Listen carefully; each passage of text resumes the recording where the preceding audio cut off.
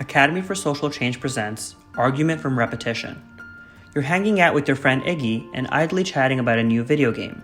Her brother Mark is familiar with the franchise and joins in the conversation. A debate breaks out over which character is the best. It's Aloy's, hands down. He's the best knight and the best character, Mark claims. Eddie has a much more interesting backstory though. Besides, it makes more narrative sense for her to be so involved in the main plot of the game. Aloy's is just there, Iggy says. But Aloy's is the best knight, so he's the best character, Mark replies. Is he? He's only unlockable halfway through the game, at which point you have at least one, if not two, better knight units. His stats aren't much higher than the starting warriors. He's the best character, Mark insists. Iggy rolls her eyes before heading to the kitchen to get some refreshments. Mark leans over to you. Sorry about that, Iggy gets so huffy when she loses an argument. Mark's argument is an argument from repetition. He repeats the same claims over and over again until Iggy no longer wants to debate with him.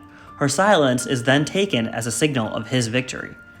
Argument from repetition is a logical fallacy in which an argument or premise is stated and restated until no opposition cares to discuss it anymore.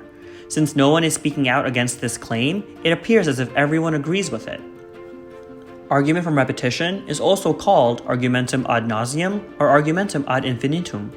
Ad nauseam translates from Latin as to sickness. Thus, to argue a point ad nauseam is to argue until everyone grows sick of it. Similarly, the name argumentum ad infinitum means to argue something to infinity.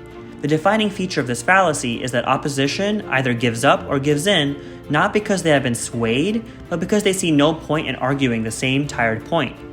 This almost always occurs with the bombardment of the same claims. Sometimes the wording is changed with each new repetition, but that is not equivalent to making a new claim or providing new evidence.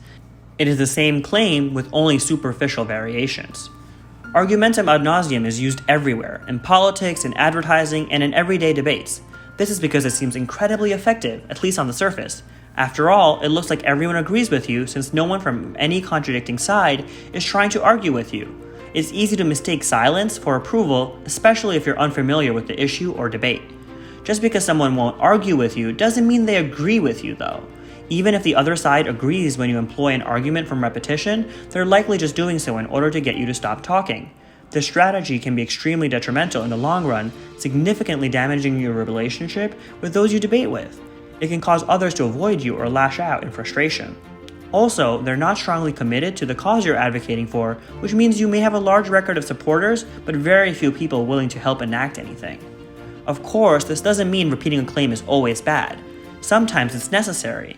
If an opponent is trying to misdirect an argument, your best course of action is to repeat the argument in order to stay on topic. A little repetition for the sake of emphasis is also perfectly reasonable. There's a difference between a legitimate argument correctly using repetition and an argument from repetition. The former is conducive of a rational debate, while the latter is more akin to a child nagging an adult for a toy. After a while, the adult may give in, but that doesn't mean the child was right to insistently beg nonstop. If one thing bears repeating, it's the fact that wearing down an argument and wearing down an opponent's patience are two completely different things. Now it's your time to think further.